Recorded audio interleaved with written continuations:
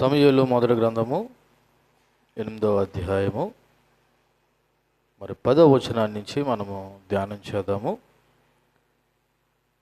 ఈ సమూయేలు మొదటి గ్రంథము 8వ అధ్యాయము మొదటి 9 వచనాలు మనకి ఏమి జ్ఞాపకం చేశాయంటే, సమూయేలు వృద్ధుడైన తర్వాత మరి తన యొక్క కుమారుల్ని ఇశ్రాయేలుల మీద న్యాయాధిపతులుగా దేవుడు నియమిస్తే, మరి సమూయేలు యొక్క ఇద్దరు కుమారులు కూడా మరి లంచము పుచ్చుకొని ధనాపేక్షలై న్యాయాన్ని త్రిపివేయగా ఇశ్రాయేల్ పెద్దలందరూ కూడా సమూయేలు వద్దకు వచ్చి, అయ్యా నువ్వు వృద్ధుడవు, నీ కుమారులు నీ ప్రవర్తన వంటి ప్రవర్తన గలవారు కారు, కాబట్టి మాకు సకల జనుల మర్యాద చొప్పున మాకు రాజు కావాలి అని వాళ్ళు సమూయేలుని అడిగినప్పుడు, ఆ మాట విన్న సమూయేలు చాలా దుఃఖపడి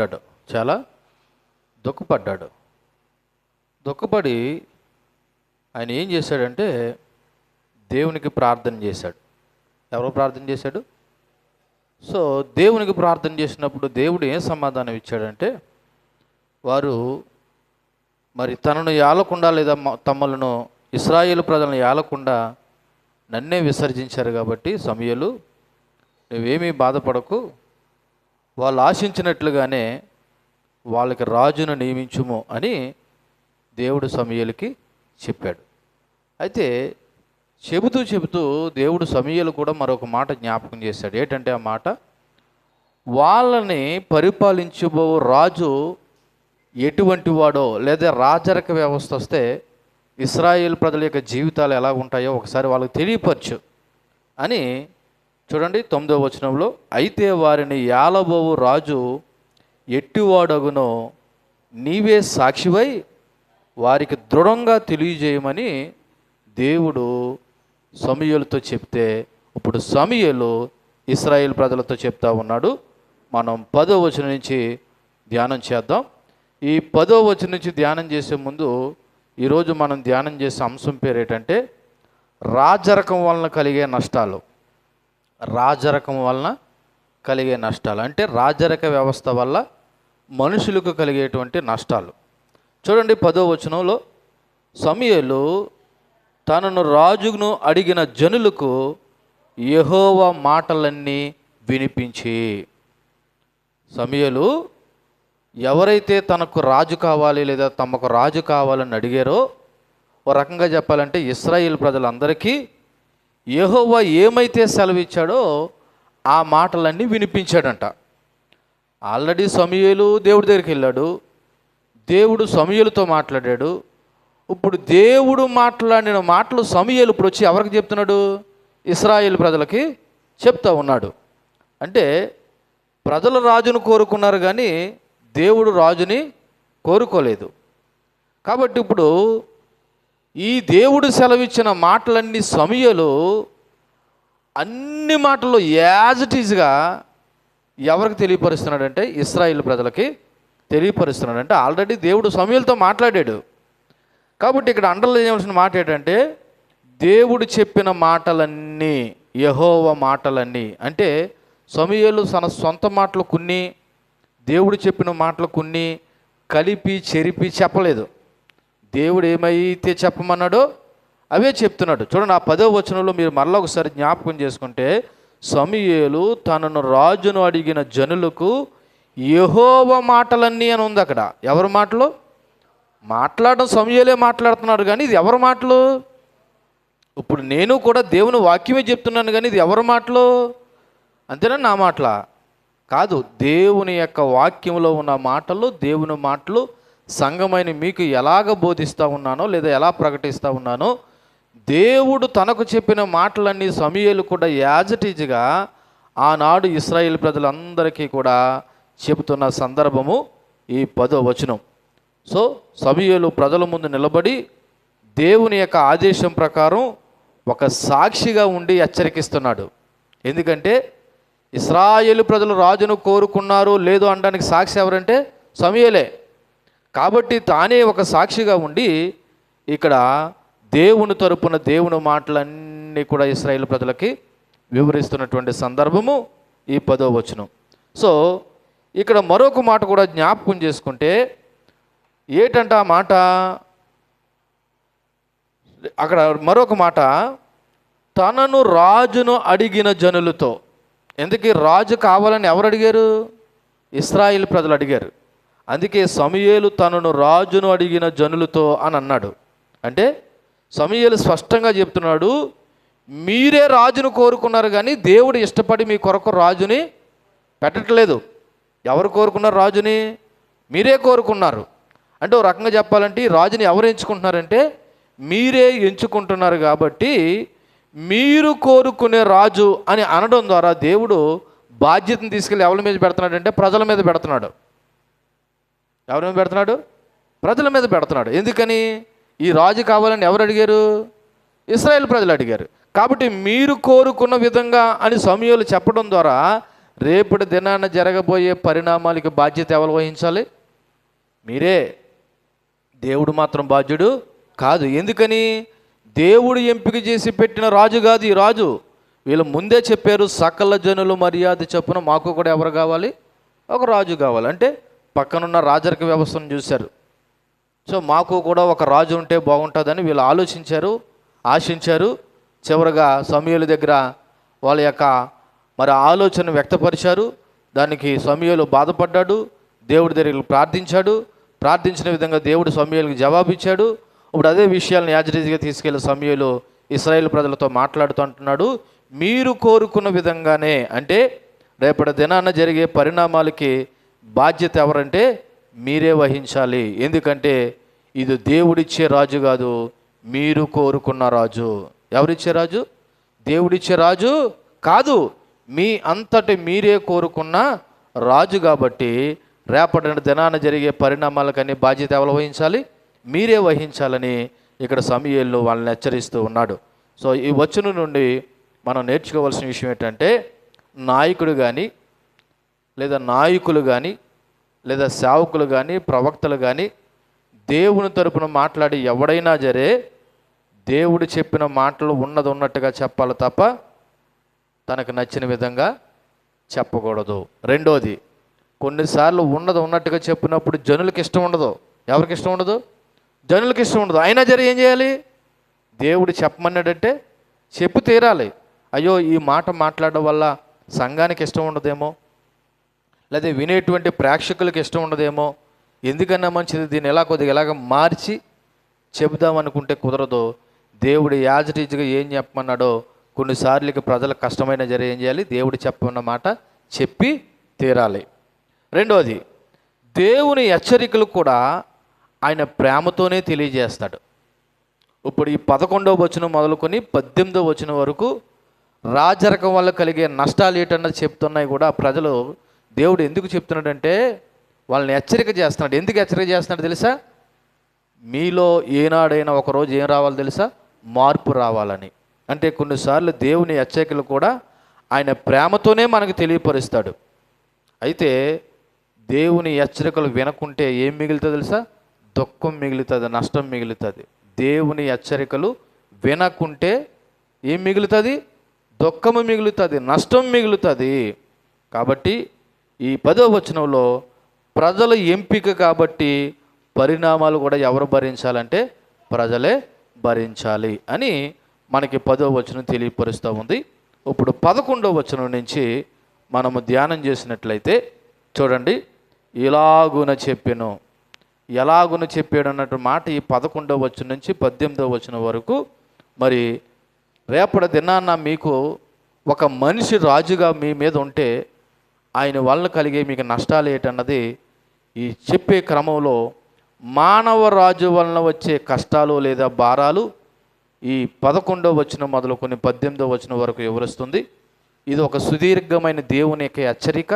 అందులో మొదటి హెచ్చరిక ఏంటంటే 11వ వచనం, మిమ్మును యాలబోవు రాజు ఎట్టువాడగుననగా అతడు మీ కుమారులను పట్టుకుని తన రథములను తోలుటకును తన గుర్రములను కాపాడుటకును వారిని ఉంచుకును. కొందరు అతని రథముల ముందర పరిగెత్తెదరు. మొట్టమొదటి హెచ్చరిక ఏంటంటే మీ కుమారులను పట్టుకుని, అంటే ఎవరైతే కుటుంబాలలో మగపిల్లలు ఉన్నారో లేదా కుమారులు ఉన్నారో ఆ కుమారులు రాజు బలవంతంగా పట్టుకుని అనే మాటకు అర్థం ఏంటంటే, ఇప్పుడు రాజరిక వ్యవస్థలో రాజుగారి దగ్గర పనిచేయడానికి చాలా జనము కావాలి. అది సైన్యంలో పనిచేయడానికైనా, రాజుగారి యొక్క రాజ్యంలో పనిచేయడానికైనా, లేకపోతే వగేరే వగేరా ఎక్కడ పనిచేయడానికైనా ఇప్పుడు మ్యాన్ పవర్ కావాలి.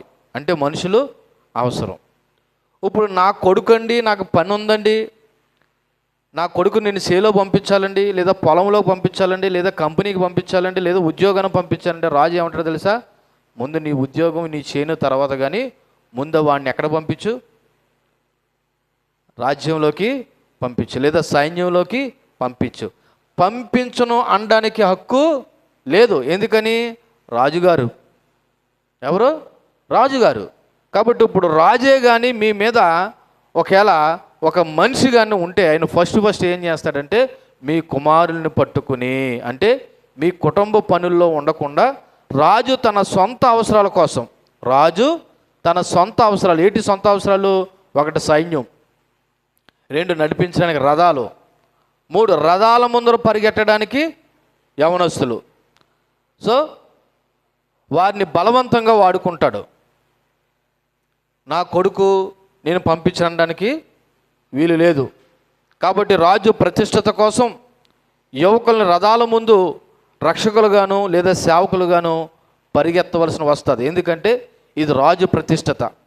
మీరు కూడా అప్పుడప్పుడు మన దేశపు ముఖ్య నాయకులు కానీ, ఆయా దేశపు ముఖ్య నాయకులు కానీ ఎక్కడైనా ఓ చోటకు వచ్చినప్పుడు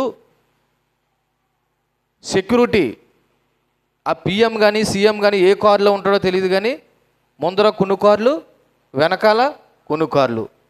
కొన్ని సందర్భాల్లో సీఎం కానీ పిఎం కానీ నడిచి వెళ్ళే క్రమంలో ముందర ఎవరు ఉంటారో తెలుసా? బాడీ గార్డ్స్ ఉంటారు. మరికొన్ని సందర్భాలలో, ముఖ్యంగా రిపబ్లిక్ డే, ఇండిపెండెన్స్ డే జరిగినప్పుడు సీఎం కానీ పిఎం కానీ ఆ ప్యారడేలో పాల్గొన్నప్పుడు కొంతమంది ఆ ప్యారడే ముందు పరిగెడతారు.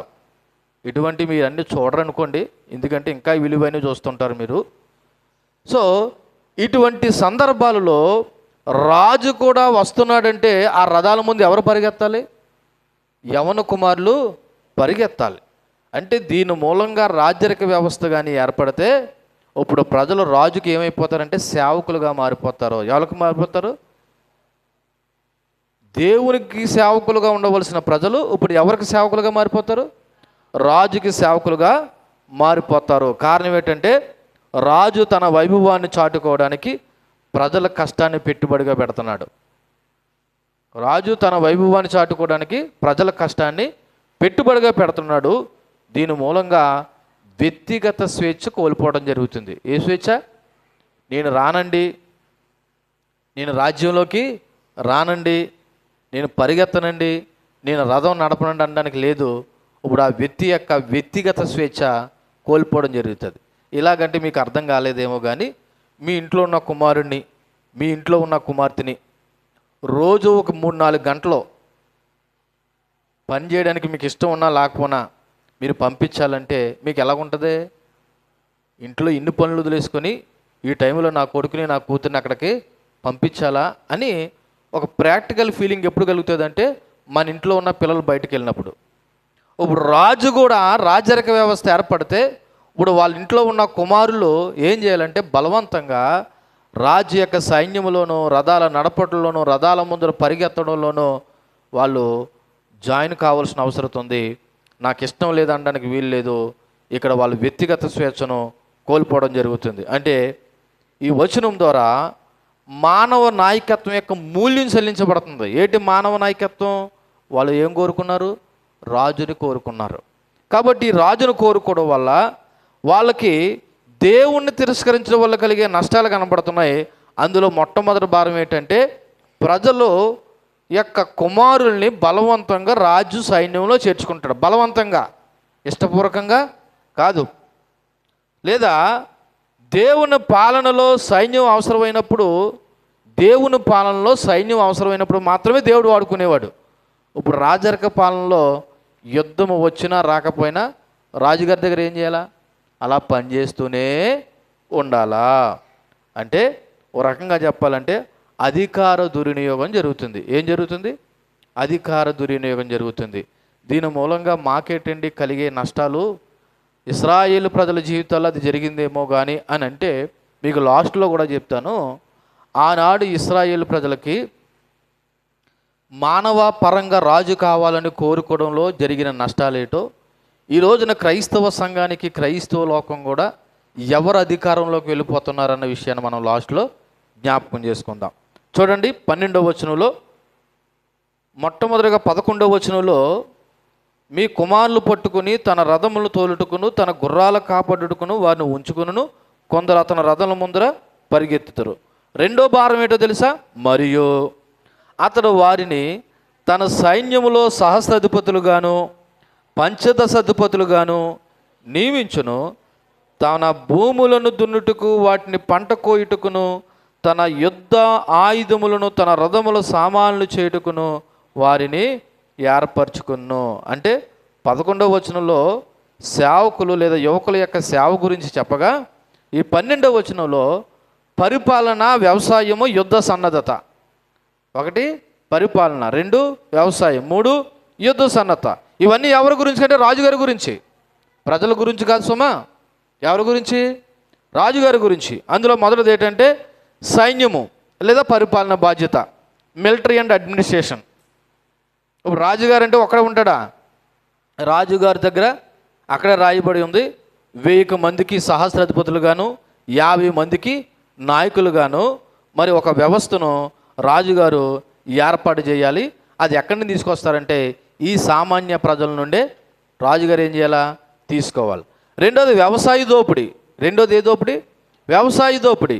అగ్రికల్చరల్ లేబరర్ అంటే రాజులకు విశాలమైన పొలాలు, తోటలు అవసరం. అది కూడా శ్రేష్టమైన పొలాలు కావాలి. ఎవరికి? రాజుగారికి. కాబట్టి వీటన్నిటిని చేయడానికి, వెట్టి చాకరీ చేయడానికి కూడా ఎవరు కావాలా? ప్రజలు కావాలా. మరి ఆ ప్రజలు ఎక్కడి నుంచి రావాలా? ఈ ఇశ్రాయేలు నుండే రావాలి. అంటే ఇవన్నీ నేను ఎందుకు చెప్తున్నానంటే, ఒక దేవుని వ్యక్తి, దేవుని కుమారుడు, దేవుని కాదని ఒక రాజును కోరుకోవడం వల్ల జరిగే నష్టాలు సమూయేలు ద్వారా దేవుడు చెప్పమన్నాడు. ఇప్పుడు అదే మాటలు చెప్తున్నాడు. బాబు, ఫస్ట్ మీ కుమారులు ఆయన రాజ్యంలో ఎలాగుండాలంటే మరి సైన్యంలో పనిచేయడానికి, రథాలు తోలడానికి, రథాల ముందర పరిగెత్తడానికి కావాలి. రెండోది అడ్మినిస్ట్రేషన్ చేయడానికి కావాలి. అంతేకాదు వ్యవసాయం కూడా చేయడానికి కావాలి. మూడోది యుద్ధ పరిశ్రమ. ఎందుకని? యుద్ధాలు వస్తే వీళ్ళకి ఏం కావాలా? ఇప్పుడంటే గనులు ఉన్నాయి, ఆ రోజుల్లో వాళ్ళకి ఏం కావాలా? కత్తులు కావాలా, డాళ్ళు కావాలా, లేదా బాకులు కావాలా. కాబట్టి డిఫెన్స్ ప్రొడక్షన్ కొరకు ఇవన్నీ కావాలి. కాబట్టి రాజుకి నిరంతరం యుద్ధ సామాగ్రిని తయారు చేసేవాడు కూడా కావాలి. అంటే నైపుణ్యం గల పనివారు కావాలి. వీళ్ళు కూడా ఎక్కడి నుంచి తేబడాలి? ఇప్పుడు ఈ ఇశ్రాయేలు ప్రజల నుండే తేబడాలి. సో ఈ వచ్చిన సారాంశం ఏంటంటే, మీరు రాజును కోరుకుంటున్నారు కానీ ఆ రాజు మీ స్వేచ్ఛను, సమయాన్ని, నైపుణ్యాన్ని తన సొంత అవసరాల కొరకు వాడుకుంటాడు. అప్పటి వరకు దేవుని పాలనలో ఉండే స్వేచ్ఛ ఇప్పుడు మనుషులు రాజు పాలన కిందకి వెళ్తే ఎలా మారిపోయారు తెలుసా? దాసుల కింద మారిపోతారు. ఎలా మారిపోతారు? ఎందుకని? దేవుడు పాలనలో ఉన్నంత వరకు వీళ్ళంత బలవంతంగా చేయించే పని ఉండేది కాదు. ఇప్పుడు రాజరక పాలనలో రావడం వల్ల మీరు ఇన్ని కోల్పోబోతున్నారనే విషయాన్ని సమూయేలు చెప్పడం జరిగింది. అది 12వ వచనంలో. ఇక 13వ వచనంలో ఏం చెప్తున్నాడంటే, 3వ హెచ్చరిక, మీ కుమార్తెలను భక్ష్యకారులుగాను, బోనకత్తెలుగాను, రొట్టెలు కాల్చేవారుగాను పెట్టుకొనును. ఈసారి కుమార్తెల వంతు వచ్చింది. ఎవరి వంతు? కుమార్తెల వంతు. ఎందుకంటే రాజు విలాసవంతమైన జీవనశైలిని కొనసాగించడానికి ఇప్పుడు సామాన్య ప్రజల యొక్క కుమార్తెలను 3 విధాలుగా వాడుకోబోతున్నాడంట. అందులో మొట్టమొదటిది పరిమళ ద్రవ్యం చేయడానికంట. పెర్ఫ్యూమ్స్. ఏం చేయడానికి? రాజుగారి యొక్క అంతఃపురంలో సుగంధ ద్రవ్యాలు, తైలాలు, అలంకరణ వస్తువులు చాలా ప్రాముఖ్యత కలిగి ఉంటాయి. మన సామాన్య ప్రజల ఇల్లు ఉన్నట్టు రాజుగారి ఇల్లు ఉండవు. కాబట్టి వీటన్నిటిని తయారు చేయడానికి ప్రత్యేకమైన నైపుణ్యం గలవారు కావాలి. దానికి రాజు ఎవరిని వాడుకుంటాడో తెలుసా? మీ ఇంట్లో ఉన్న కుమార్తెలను వాడుకుంటాడు అన్న విషయాన్ని కూడా సమూయేలు వాళ్ళకి తెలియపరుస్తూ ఉన్నాడు. అంతేకాదు అక్కడ కుక్స్, వంటకత్తులు ఎవరండి? వంట చేసేవారు. రాజు భోజనం అంటే 100 మంది తినాలి. రాజుగారి ఇంట్లో భోజనం అంటే రాజుగారు ఒక్కడే తినడు. ఎందుకంటే రాజుగారి దగ్గర చాలామంది ఏం చేస్తారు? ఆ లోపలే చాలామంది పనిచేసే వాళ్ళు ఉంటారు. 100 మందికి భోజనాలు ఉండాలి. మరి ఆ 100 మందికి భోజనాలు ఉండడానికి ఎవరిని తీసుకెళ్ళాలి? ఈ ఇశ్రాయేల్ ప్రజల్లో ఉన్న కుమార్తెలనే, సామాన్య ప్రజల్ని తీసుకుని వెళ్ళాలి. మూడోది, రొట్టెలు కాల్చేవారు, బేకరీస్. ఆ రోజుల్లో వాళ్ళకి ప్రధానమైన ఆహారం ఏంటంటే రొట్టెలే. కాబట్టి ఈ వేల కొలది రొట్టెలు తయారు చేయడంలో ఎవరు కావాలంటే మీ కుమార్తెలు కావాలి. వీళ్ళందరికీ జీతాలు ఇస్తారనుకుంటున్నారా? జీతాలు ఏమి ఎవరో, ఊరకనే ఏం చేయాలా? పని చేయాలి అని చెప్పి, సో ఈసారి కుమార్తెల వంతు వచ్చింది. ఇది 3వ హెచ్చరిక. అంటే ఇక్కడ ఏమవుతుందంటే కుటుంబం విచ్ఛిన్నం అవుతుంది. రాజరికం రావడం వల్ల రాజకీయ మార్పే కాదు, ప్రతి ఇంట్లోని వ్యక్తిగత జీవితాన్ని, కుటుంబ వ్యవస్థని రాజరికం ఏం చేస్తుందంటే ప్రభావితం చేస్తుంది. అంతేకాదు మన ఇంట్లో ఉన్న పిల్లలు రాజుగారి ఇంట్లో ఎలా మారిపోయారంటే పనివారిగా మారిపోయారు. దేవుని దృష్టిలో దేవుని బిడ్డలుగా ఉండవలసిన వారు రాజు దృష్టిలో ఇప్పుడు ఎలా మారిపోతున్నారంటే పనివారిగా మారిపోతున్నారు. రాజు విలాసాల కోసం పేదవారు, మధ్యతరగతి ప్రజలు ఏమైపోతున్నారంటే వాళ్ళ కష్టాన్ని రాజుగారు ఏం చేస్తున్నాడంటే దోచుకోబోతాడు అన్న విషయాన్ని కూడా ఈ 13వ వచనంలో చెప్పడం జరిగింది. ఇక 14వ వచనంలో 4వ హెచ్చరిక చూడండి. 4వ హెచ్చరిక ఏంటి? 14వ వచనంలో, మీ పొలములోని, మీ ద్రాక్ష తోటలలోని, ఒలీవ తోటలలోని శ్రేష్టమైన వాటిని తీసుకుని తన సేవకులకి ఇచ్చును. ఎవరు తీసుకుంటారంట? రాజుగారు. ఏమేమి తీసుకుంటాడంట? మీ యొక్క ఏమని రాయబడి ఉన్నది? మీ పొలముల్లోని, మీ ద్రాక్ష తోటలో, ఒలీవ తోటలో తీసుకుంటే తీసుకున్నాడు. అందులో ఏం తీసుకుంటాడంట? శ్రేష్టమని. అంటే ఏంటి? బాగా పండేవి. డబ్బులు ఇచ్చి అనుకుంటున్నారా? బలవంతంగా రాజు మీ దగ్గర నుండి ఏం చేస్తాడు? తీసుకుంటాడు. ఇది 4వ హెచ్చరిక. అంటే రాజు వస్తే ప్రజల యొక్క ఆస్తులు, భూముల మీద కూడా పెత్తనం చెలాయిస్తాడు. అంటే మీ మంచి ఉత్తమ భూములు, ద్రాక్ష తోటలు, ఒలివ చెట్లు బలవంతంగా తీసుకుంటాడు. ఇది ఒక రకంగా ఇశ్రాయేల్ యొక్క ఆర్థిక వ్యవస్థ మీద ప్రభావం చూపిస్తుంది. ఎందుకంటే ఇశ్రాయేల్ ప్రజల యొక్క ప్రధానమైన వనరు ఏదైనా ఉన్నదంటే అది వ్యవసాయం. కాబట్టి ఇప్పుడు వారి వారసత్వ ఆస్తిని కూడా ఏమవుతున్నారంటే కోల్పోతున్నారు. వారి యొక్క వారసత్వ ఆస్తిని ఏం చేస్తారు? కోల్పోతున్నారు. మనకు తెలుసు కదా, రాజుల మొదటి గ్రంథంలో 21వ అధ్యాయంలో ఆహాబు అనే రాజు ఉంటాడు. అతనికి కూర తోటకి నాబోతు యొక్క పొలము కావలసి వచ్చిందంట. ఏమన్నాడు చూడు ఒకసారి. రాజుల మొదటి గ్రంథము 21వ అధ్యాయము మొదటి నుంచి చదివినట్లయితే, ఈ సంగతులైన తర్వాత ఇజ్రాయేల్లో షోమోన్ రాజు ఆహాబు నగరును ఆనుకుని యెజ్రెయేలు వాడైన నాబోతునకు ఒక ద్రాక్ష తోట కలిగి ఉండగా, ఆహాబు నాబోతుని పిలిపించి, ఈ ద్రాక్ష తోట నా నగరును ఆనుకుని ఉన్నది కనుక అది నాకు కూర తోటకి, దానికి ప్రతిగా దానికంటే మంచి ద్రాక్ష తోట నీకు ఇచ్చేది నన్ను, లేదా నీకు అనుకూలమని ఎలా దాని క్రయమును కిమ్మని అడిగను. అందుకు నాబోతు ఏమన్నాడంట? నా పిత్రార్జితము నీకు ఇచ్చుటకు నాకు ఎంత మాత్రము వల్ల పడదని చెప్పేశాడంట. అందుకు రాజు ఊరుకున్నాడా? ఒకవేళ రాజు మూతు ముడిసి పెట్టుకుని కూర్చున్న తన భార్య అయినటువంటి యెజబెల్ ఏం చేసింది? అతన్ని చంపించి అతని యొక్క పొలాన్ని బలవంతంగా ఏం చేసింది? ఆక్రమించుకుంది. ఇది దేని వల్ల ఏర్పడే నష్టం? రాజరకం వల్ల ఏర్పడే నష్టం. పోలే రాజుగారు ఈ భూములన్నీ తీసుకున్నారంట. ఎవరికి ఇచ్చేస్తున్నాడంట? అక్కడ రాయబడిన మాట చూడండి 14వ వచనంలో, మీ పొలములోని మీ ద్రాక్ష తోటలను, ఒలీవ తోటలను శ్రేష్టమైన వాటిని తీసుకుని తన సేవకులకి ఇచ్చాడంట. ఎవరికి ఇస్తున్నాడంట? సేవకులు అంటే తన దగ్గర పనిచేసే చిన్న చిన్న సేవకులు. అంటే వీళ్ళ సామంత రైతులు అనాలి, లేదా సామంత వ్యవస్థ అనాలి. రాజు వీళ్ళకి పొలాలు చెప్తాడు, వీరు పండించి రాజుగారికి ఏం చేస్తారు? తిరిగి ఇస్తారు. అంటే ప్రజల నుండి భూములు లాక్కుని రాజు సన్నిహితులకి భూమి ఇవ్వడం అనేది జరుగుతూ ఉంది. అంటే రాజు వచ్చిన తర్వాత ఒక పక్క ప్రజల యొక్క దోపిడీ జరుగుతుంది, మరొక పక్క ఆస్తి దోపిడీ కూడా జరుగుతుంది. అంటే రాజు వస్తే వీళ్ళు 2 కోల్పోతున్నారు. వాళ్ళ ఇంట్లో కుమారుల్ని కుమార్తెల్ని పెట్టుబడిగా కోల్పోతున్నారు, అలాగే వాళ్ళ ఆర్థిక వ్యవస్థ కూడా ఏమవుతుంది, దెబ్బతింటుంది. నిజానికి ధర్మశాస్త్రం ప్రకారము భూమి ఎవరిదంటే దేవుడిది. లేవియ కాండము 25వ అధ్యాయము 23వ వచనం చూడండి. లేవియ కాండము 25వ అధ్యాయము 23వ వచనం చూడండి.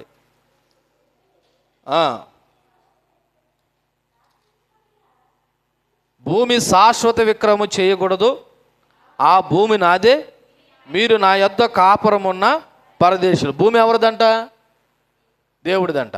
ఇప్పుడు రాజు వస్తే భూమి బలవంతంగా ఏం చేస్తున్నాడు, తనదుగా తీసేసుకుంటున్నాడు. అంటే ఇప్పుడు ఒక రకంగా చెప్పాలంటే ప్రజల హక్కులను హరిస్తున్నాడు. దేవుని పాలన ఇచ్చేదైతే రాజరిక పాలన ఉన్న వాటిని లాక్కునేది. దేవుని పాలన ఇచ్చేదంటే రాజరిక పాలన ఉన్న వాటిని ప్రజల దగ్గర నుంచి లాక్కునేది. ఓకేనా? సో ఇది 14వ వచనం చెప్తుంది. ఇక 15వ వచనం చూస్తే ఈసారి చూడండి, ఇది ఇంకా ముఖ్యమైనది. మీ ధాన్యములోను ద్రాక్ష పండ్లలోను 10వ భాగం తీసి తన పరివార జనానికి సేవకులకి ఇచ్చును. నిజానికి మోసే ధర్మశాస్త్రం ప్రకారం 10వ వంతు ఎవరిదే, యాజకులది. ఎవరిది, యాజకులది లేదా లేవీలది. కానీ ఇప్పుడు 10వ వంతు కూడా ఎవరికి ఇవ్వాలి, ఎవరికి ఇవ్వాలి అంటే అది మానేసి ఇది ఇవ్వాలని కాదు, అది ఇస్తూనే మరో 10వ వంతు ఎవరికి ఇవ్వాలంటే రాజుగారికి ఇవ్వాలి. అంటే ఇప్పుడు ఎంత పడుతుంది వీళ్ళ మీద భారం, డబల్ పడుతుంది. ఎంత పడుతుంది, డబల్ పడుతుంది. అంటే ప్రజల ఆదాయంపై రెట్టింపు భారం పడుతుంది. అయితే ఈ పన్నులు వసూలు చేసిన రాజు ప్రజా సంక్షేమం కొరకు ఉపయోగిస్తాడు అనుకుంటే లేదు, తన దగ్గర పనిచేసే పని వారి కొరకు వాడడం కానీ లేదా తనే అనుభవించడం కానీ జరుగుతుంది. అంటే దేవుడు ఇస్తుంటే ఇప్పుడు రాజు వస్తే ఏం చేస్తాడంటే మీ దగ్గర ఉన్నది లాక్కుంటాడు లేదా పంచుకుంటాడు అన్న విషయం అర్థమవుతుంది. త్వరగా చూడండి 16, 17 వచనాలు కూడా చెప్పేస్తాను. 16వ వచనం ఏం చెప్తుంది, మీ దాసులను మీ పనికెత్తులను మీ పశువుల్లోనూ గార్ధములోనూ శ్రేష్టమైన వాటిని పట్టుకుని దాని పని కొరకు ఉంచుకును. ఫస్ట్ ఎవరిని కోరుకుంటున్నాడు, మీ కుమారులను. తర్వాత ఎవరిని కోరుకుంటున్నాడు, మీ కుమార్తెలను. తర్వాత ఎవరిని కోరుకుంటున్నాడు, మీ ఉత్తమమైనటువంటి ద్రాక్ష తోటలు పొలాలు. ఇప్పుడు తర్వాత ఎవరిని కోరుకున్నాడు తెలుసా, ఆఖరికి మీ ఇంట్లో పనిచేసే పనోల్ని. ఎవరిని, పనోల్ని, దాసీల్ని. ఇంకెవరిని అక్కడ రాయబడినమాట, మీ దాసులను మీ పనికత్తులను మీ పశువులను గార్ధబములను శ్రేష్టమైన వాటిని అన్నిటినీ పట్టుకుని ఇప్పుడు ఎవరి కొరకు ఉంచుకుంటున్నాడంట అంటే ఇప్పుడు రాజుగారు మనుషులనే కాదు పశు సంపదను కూడా తన కొరకు వాడుకున్నాడు. అంటే ఇప్పుడు రాజు రావడం వల్ల మేలు జరుగుతుందా, నష్టం జరుగుతుందా? ఏం జరుగుతుందండి, నష్టమే కదా జరుగుతుంది. సరే, ఇంకా చూస్తే 17వ వచనం చూడండి. 17వ వచనంలో మీ మందలో 10వ భాగం పట్టుకునిచు మీ మట్టుకు మీరు అతనికి దాసులవుదురు. ఆస్తిలో 10వ భాగం కాదు, ఇప్పుడు ఎందులో 10వ భాగం అంట, మందలో కూడా 10వ భాగం. మందలో 10వ భాగం అంటే వాళ్ళకున్న పశు సంపద మీద కూడా పన్ను, పొలాల మీద ద్రాక్ష తోటల మీద ఒలివ తోటల మీద కాదు పన్ను, ఇప్పుడు పశు సంపద మీద కూడా పన్ను. అంతేకాదు ఓ రకంగా ఇలా పన్నులు కడతా పోతూ ఉంటే ఇప్పుడు ప్రజలు రాజుకి ఏమైపోయారు, దాసులైపోతున్నారు, బానిసలైపోతున్నారు. రాజుకి ఏమైపోతున్నారు, దాసులైపోతున్నారు, బానిసలైపోతున్నారు. ఇకపోతే చూడండి 18వ వచనం. 18వ వచనం ఏం చెప్తుంది, ఆ దినమున మీరు కోరుకుని రాజును బట్టి మీరు మొర్ర పెట్టినను యెహోవా మీ మొర్ర వినక పోవును. అంటే ఈ వచనంలో మూడు ముఖ్యమైన సత్యాలు కనబడుతున్నాయి. అందులో మొదటిది పశ్చాత్తాపం కనబడుతుంది. కానీ అప్పటికే వాళ్ళకి ఏం జరుగుతుందంటే తీరన నష్టం జరిగిపోతుంది. ప్రజలు ఇప్పుడు రాజు కావాలని కోరుకుంటున్నారు ఎంతో ఉత్సాహంగా. కానీ ఒక రోజు వస్తుందంట, ఏ ప్రజలైతే రాజు కావాలని అన్నారో ఆ రాజే వాళ్ళకి భారం అయిపోతాడంట. ఆ రాజే వాళ్ళకి ఏమైపోతాడు, భారం అయిపోతాడంట. అప్పుడు వాళ్ళు అంటారంట, మాకు ఈ రాజు వద్దని అంటారంట. కానీ దేవుడు మాత్రం ఉత్తరం ఇవ్వడు. God will not answer. దేవుడు వాళ్ళకి ఏమివ్వడు, ఉత్తరం ఇవ్వడు, జవాబు ఇవ్వడు. ఎందుకంటే ఇశ్రాయేలు చరిత్రలో వారు ఎప్పుడు కష్టాల్లో ఉన్నా దేవుడు దేవునికి మొరపెడితే దేవుడు వాళ్ళకి న్యాయాధిపతులను ఏర్పాటు చేసి వాళ్ళు రక్షించేవాడు. కానీ ఇప్పుడు వాళ్ళు కోరుకున్న రాజు వచ్చిన తర్వాత వాళ్ళకి కష్టం వస్తే దేవుడు ఏమంటాడు తెలుసా, నేను వాళ్ళకి ఏమివ్వను అంటున్నాడు, జవాబు ఇవ్వను అంటున్నాడు. కారణం ఏంటో తెలుసా? మీరు కోరుకున్న రాజు కాబట్టి రేపటి దినాన్ని జరిగే నష్టాలకి మీరే బాధ్యత వహించాలి. దేవుడు మనిషికి ఏమిస్తాడు తెలుసా? స్వేచ్ఛ ఇస్తాడు. ఏమిస్తాడు? స్వేచ్ఛ. ఆ స్వేచ్ఛను నేను దేవునికి వ్యతిరేకంగా వాడుకుంటానంటే దేవుడు ఏమండవు, వాడుకో. కానీ దానివల్ల కలిగే పరిణామాలు మాత్రం ఎవరు అనుభవించాలి? నువ్వే అనుభవించాలంటాడు. సో ఇది ఇశ్రాయేలు జీవిత చరిత్రలో జరిగిన పరిణామాలు. నేడు క్రైస్తవ జీవితంలో జరుగుతున్న పరిణామాల గురించి కొన్ని క్లుప్తంగా జ్ఞాపకం చేస్తాను. ఇప్పుడు ఇశ్రాయేలు ప్రజలు ఎవరు కావాలని కోరుకున్నారు? సకల జనులు మర్యాద చొప్పున రాజు కావాలని కోరుకున్నారు. దానికి సమూయేలు దుఃఖపడ్డాడు, దేవుడి దగ్గర మొరపెట్టాడు. దేవుడు కూడా సమూయేలు, వారు నన్నే వద్దంటున్నారయ్యా, కాబట్టి నువ్వు బాధపడక వాళ్ళకి ఎవరు నియమించంటే రాజునే నియమించు. అయితే నియమించబోయే ముందు ఆ కండిషన్స్ ఏంటో చెప్పు. ఏటా కండిషన్స్? రాజు కానీ మీ జీవితంలోకి వస్తే ఆయన మీ కుమారుల్ని, మీ కుమార్తెల్ని, మీ శ్రేష్టమైన ద్రాక్ష తోటల్ని, ఒలివ తోటల్ని, ఇంకా మీ మందల్లో 10వ వంతుని, లేకపోతే మీ ఆస్తిపాస్తుల్ని, మీ పనివారిని, మీ పనికత్తుల్ని అందరినీ వాడుకుంటాడు. ఆయనకి మీరు ఏం కట్టాలంటే పన్ను కడతా ఉండాలి. మీరు ఆయనకి ఏమైపోతారంటే దాసులు అయిపోతూ ఉంటారు అన్న విషయాలన్నీ చెప్పమన్నాడు. సమూయేలు అన్నీ చెప్పాడు. ఓకేనా?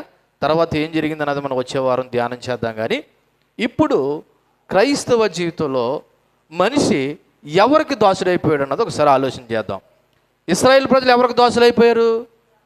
రాజుకి. ఈ రోజున మనిషి దేనికి దాసుడైపోయాడు? ఒకసారి మనం గలతీలు రాసిన పత్రికలోకి వెళ్ళాలి.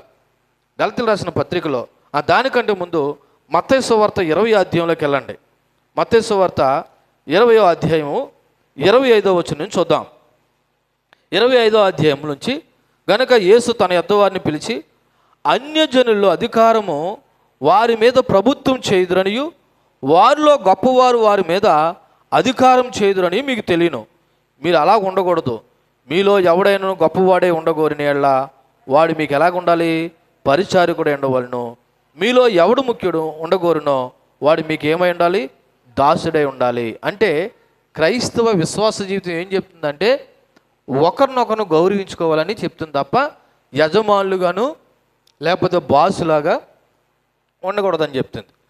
అయితే విచిత్రం ఏంటంటే ఈ రోజున క్రైస్తవులు ఇలా చూడండి, ఈ లోకపు బానిసత్వం కిందకి వెళ్ళిపోయారు.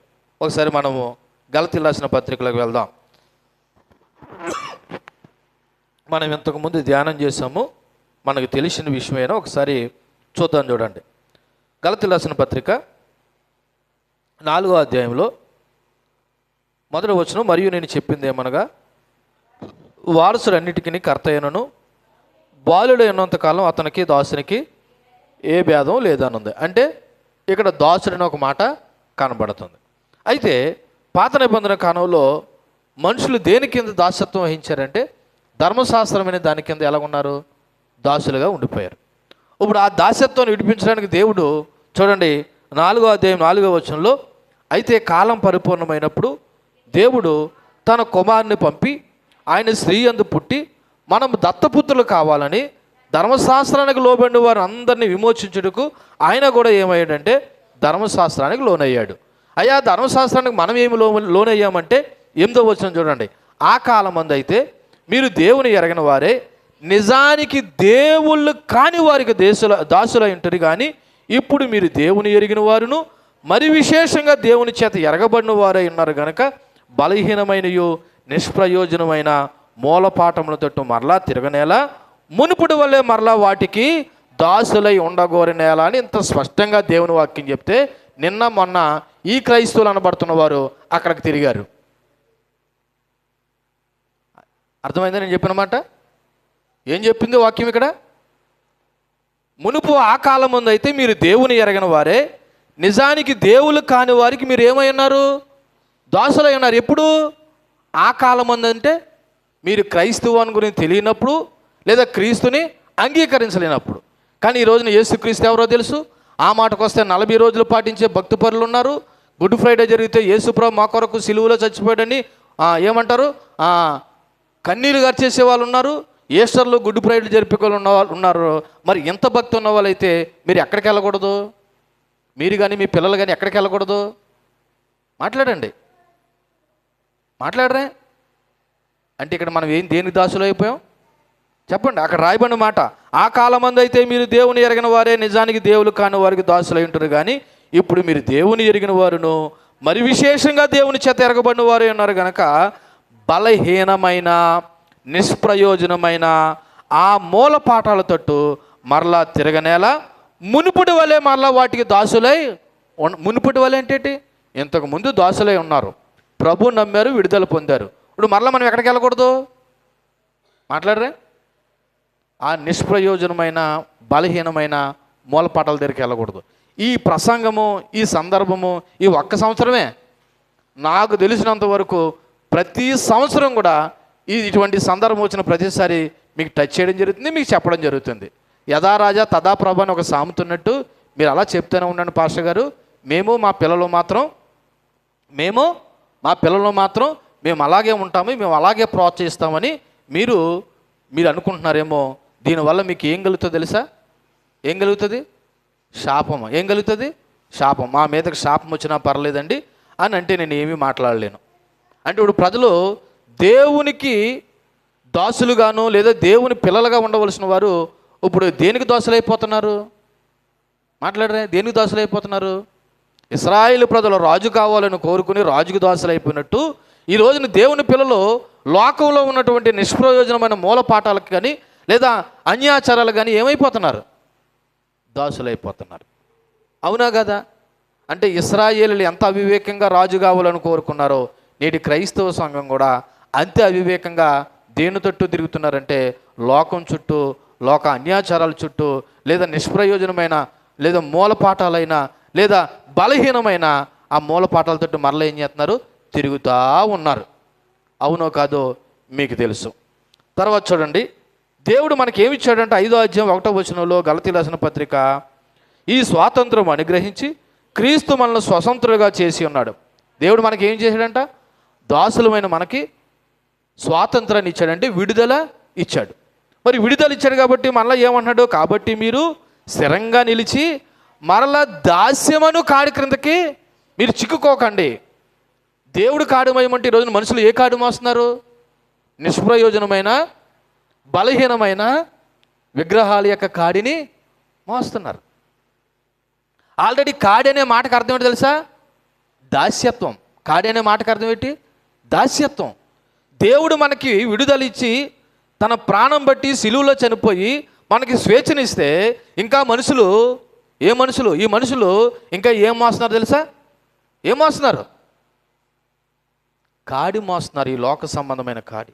కుర్రోళ్ళు కూడా అంటున్నారు తాడి వచ్చేసిందని. అంటే నీ పిల్లలకి ఏం నేర్పుతున్నావు నువ్వు? ఏ కాడి మొయ్యమని నేర్పుతున్నావు? ఏ కాడిని విరగొట్టడానికి దేవుడు ఆయన మాను మీద సిలువలో నీ కొరకు నా కొరకు చచ్చిపోతే నువ్వు నీ పిల్లలు ఇంకా మీరు ఏ కాడి కింద చిక్కున్నారు? ఈయన దేవుడు స్పష్టంగా చెప్తున్నాడు, కాబట్టి మీరు స్థిరంగా నిలిచి మరలా దాస్యమను కాడి కింద చిక్కుకొనొకడి అని దేవుడు వాక్యం చెప్తుంటే మనం ఏం చేస్తున్నామండి? మళ్ళా ఆ దాస్యం అనే కాడి క్రిందకే వెళ్తూ ఉన్నారు. ఇప్పుడు చెప్పండి, ఇశ్రాయేలు ప్రజలు కోరుకున్న దానికి ఈ రోజున నేటి క్రైస్తవ సంఘం ప్రవర్తిస్తున్న దానికి సంబంధం సరిపోయిందా లేదా? మాట్లాడరే? అంటే మేము వెళ్ళలేదండి అన్న నీతిమంతుల్లాగా ఇక్కడ మీరు కూర్చున్నారేమో. తెలుసు మీరు ఎవరెవరు వెళ్ళారో, మీ పిల్లలు ఎవరెవరు వెళ్ళారో, మీరు ఎక్కడెక్కడ చిక్కున్నారో, మీరు బుద్ధి చెప్పకుండా వాళ్ళకి గడ్డి పెట్టకుండా మీరు ఎలా ప్రోత్సహించారో నాకు తెలియదు అనుకుంటున్నారా?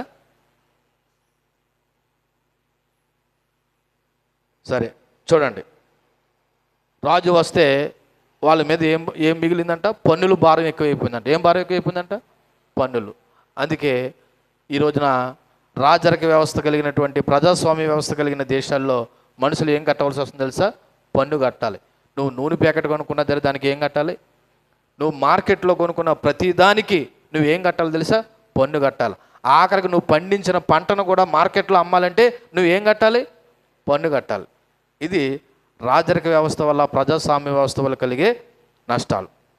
ఇకపోతే చివరగా మనిషి ఎంత దుర్భర వ్యవస్థలో కూడా ఉండి, ఎంత దాస్యమను కాడి కింద కూడా ఉండి ఏం కోరుకుంటాడో తెలుసా? యాకోబు పత్రిక 4వ అధ్యాయము 3వ వచనం. యాకోబు పత్రిక 4వ అధ్యాయము 3వ వచనం. మీరు అడిగినను మీ భోగం నిమిత్తమే వినియోగించుడికే దురుద్దేశంతో అడుగుతున్నారు కనుక మీకు ఏమీయూ దొరకట్లేదు. ఒకవేళ ప్రభు దగ్గరికి వచ్చి ఎవరైనా ఏదైనా అడిగితే దేని కొరకు అడుగుతున్నారంట? భోగాల నిమిత్తం అడుగుతున్నారు. నాకు అది కావాలి ఇది కావాలని అడుగుతున్నారని తప్ప నన్ను మార్చండి అని అడగట్లేదు, నా బ్రతుకు మార్చండి అని అడగట్లేదు. వీలైతే మా ఆయన్ని మార్చండి, మా కుమారుని మార్చండి, మా కుమార్తెను మార్చండి అని అడుగుతున్నారు. ఒక్క మాట చెప్పనా, అడిగే ముందు నువ్వు మారేవా లేదా అన్నది ప్రశ్నించుకోవాలా లేదా? ఏమండి, అడిగే ముందు నీ భర్త గురించి నీ పిల్లల గురించి అడిగే ముందు అసలు నువ్వు మారేవా లేదన్న ప్రశ్నించుకోవాలి కదా. ఇది అడగకుండా మా ఆయనకి ఇది కావాలి, లేదా నా కూతురికి ఇది కావాలి, నా కొడుక్కి ఇది కావాలి, లేకపోతే నాకు ఇది కావాలని దేని కొరకు అడుగుతున్నారంట? భోగాల నిమిత్తం అడుగుతున్నారంట. భోగాలంటే తెలుసా ఏంటి? మన సౌలభ్యం కొరకు మన సౌకర్యాల కొరకు అడిగేవో తప్ప నన్ను మార్చండి ప్రభా, మీ స్వారూప్యులకు మార్చండి ప్రభా, నా బలహీనతలను తీసివేయండి ప్రభా, మీకు దూరం అయిపోతున్న ఏదైతే ఉన్నాయో అవన్నీ నాలో నుండి తీసివేయండి ప్రభా అని అడుగుతలేదంట. ఏం అడిగినా దేని కొరకు కొడుతున్నామంట? మన భోగాల కొరకు అడుగుతున్నామంట. ఇశ్రాయేల్ ప్రజలు కూడా ఒకవేళ అవివేక అజ్ఞానంతో తెలియక రాజుని అడిగారు. తర్వాత చరిత్రలో ఆలోచన చేస్తే ఆ రాజరిక వ్యవస్థ వల్ల చాలా ఇబ్బందులు ఎదురయ్యాయి. అందుకే వాటి నుండి మనం ఏమి నేర్చుకోవాలో పాఠాలు నేర్చుకుని మనం కూడా ఏం చేయాలంటే సరిచేయబడాలి. కానీ విచిత్రం ఏంటంటే నేడు క్రైస్తవ సంఘం కూడా ఈ లోక బానిసత్వం కింద చిక్కుకొని ఈ లోకపు భోగాల కొరకు దేవుణ్ణి అడ్డం పెట్టుకుని మేము భక్తి చేస్తున్నామని మోసపోతున్నారు తప్ప నిజమైనటువంటి మారు మనసు కలిగి రక్షణ అనుభవం కలిగి నేను నిజంగా దేవుని కాడి మోస్తున్నానా, దేవునికి దాసుడిగా ఉన్నానా లేదా, ఆయన ఇచ్చిన స్వేచ్ఛను చక్కగా వినియోగించుకుంటున్నానా లేదని ఆలోచించట్లేదు. అందుకే గలతీ రాసిన పత్రిక 5వ అధ్యాయంలోనే దేవుడి స్వేచ్ఛ ఇచ్చాడని చెప్పేసి ఆ స్వేచ్ఛను ఏం చేయొద్దు అన్నాడు. ఒకసారి మీరు చూడండి, గలతీ రాసిన పత్రిక 5వ అధ్యాయము చూడండి 13వ వచనం. సహోదరులారా, మీరు స్వతంత్రులుగా ఉండడానికి పిలువబడితిరి, అయితే ఒక మాట, ఆ స్వాతంత్రాన్ని శరీర క్రియలకు హేతువు చేసుకొనక. అంటే ఏంటి? మీ శరీర కోరికలు తీర్చుకోవడానికి దేవుడిచ్చిన స్వేచ్ఛను ఆధారం చేసుకోకండి, దేవుడిచ్చిన స్వేచ్ఛను దేవుని కొరకే వినియోగించండి అంటున్నాడు. దేవునికి మహిమ కలుగునుగాక. అయితే ఒక మాట చెప్తున్నా చూడండి, దేవుని చిత్తానికి వ్యతిరేకంగా మనం ఎప్పుడు జీవించినా దేవుడు మన ప్రార్థన ఆలకించడు. పాపుల మనవి ఆయన ఆలకించడని చెప్తుంది బైబిల్. కాబట్టి దైవ చిత్రానికి ప్రవర్తించి దైవ చిత్తానికి వ్యతిరేకంగా ప్రవర్తించి దేవుడు నా ప్రార్థన ఆలకించట్లేదంటే ఆలకించడు. ఎందుకని? దేవుడిచ్చిన స్వేచ్ఛను ఏం చేస్తున్నాం? మనం దుర్వినియోగం చేసుకుంటున్నాం. కాబట్టి మనం దేవుని పాలన కింద ఉండడమే ముఖ్యం తప్ప ఈ లోకపు పాలన కింద ఉండడం వల్ల ప్రయోజనం లేదు. మళ్ళీ చెప్తున్నాను, ఒకసారి ఈ మాటలు చెప్పి నేను ముగిస్తున్నాను. ఇశ్రాయేలు ప్రజల జీవితంలోకి రాజు రావడం వల్ల వాళ్ళ కుమారులు, వాళ్ళ కుమార్తెలు, వాళ్ళ పంట పొలాలు, వాళ్ళ యొక్క పశు సంపద, వాళ్ళ పనిగెత్తులు, లేదా వాళ్ళ యొక్క దాసులు, వీళ్ళందరూ కూడా ఎవరి కొరకు పని చేయాలంటే రాజు కొరకు పని చేయాలి. పని చేయడమే కాదు, వాళ్ళ యొక్క ఆస్తుల్లో వాటా లేదా 10వ వంతు కూడా రాజుగారికి ఇవ్వాలి. ఇన్ని ఇబ్బందులు రాజు వస్తే ఎదురవుతుందనే విషయం తెలుసుండి వాళ్ళు ఎలా ప్రవర్తించారన్నది మనం వచ్చే వారం ధ్యానం చేద్దాం. విచిత్రం ఏంటంటే ఎంత చరిత్ర బైబిల్ గ్రంథంలో రాసిబడిన తర్వాత క్రైస్తవ లోకం ఇంకా ఎలా బ్రతుకుతుందంటే ఈ లోకపు దాస్యపు కాడి కిందే బ్రతుకుతుంది తప్ప దేవుని కాడి కింద బ్రతకాలనే ఆలోచన లేకుండా పోతుంది. ఒక విషయం చెప్తున్నాను, ఇశ్రాయేలు ప్రజలు దేవుని పాలన కాదని రాజరిక పాలన కోరుకుని ఎంత నష్టపోయారో, ఈరోజు దేవుడిచ్చిన స్వేచ్ఛను కాదనుకుని నీ యొక్క భోగాల నిమిత్తం ఈ లోకపు కాడి కింద ఉంటే నువ్వు కూడా అంతే నష్టపోతావు. కాబట్టి దేవుడిచ్చిన స్వేచ్ఛను దుర్వినియోగం చేసుకోకుండా ఆయన పిల్లలుగా స్వేచ్ఛగా బ్రతికి ఆయన నడవమన్న మార్గంలో నడుస్తూ ఆయన చిత్తానికి లోబడితే మనం దీవించబడతాం, లేకపోతే నష్టమే అనుభవించవలసి వస్తుంది. దేవుడి మాటలు మన వెనుకల్లో దీవించి ఫలింపచేయునుగాక. ఆమేన్. ప్రార్థన చేద్దాం. కళ్ళు మూసుకోండి. చెప్పబడిన మాటలను బట్టి ప్రార్థన చేద్దాం.